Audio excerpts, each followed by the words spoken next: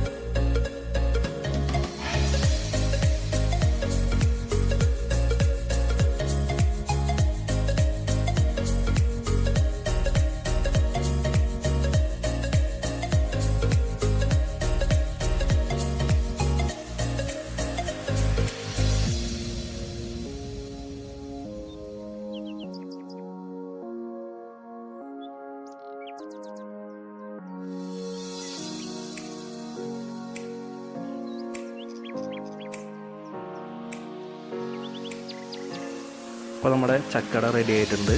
അപ്പോൾ എല്ലാവരും ഇത് ട്രൈ ചെയ്ത് നോക്കാം. ലാവണ്ടറിൻ്റെ ഈ എപ്പിസോഡ് എല്ലാവർക്കും ഇഷ്ടമായെന്ന് വിചാരിക്കുന്നു. ചാനൽ എല്ലാവരും സബ്സ്ക്രൈബ് ചെയ്യുക, അതുപോലെ തന്നെ ലൈക്ക് ചെയ്യുക.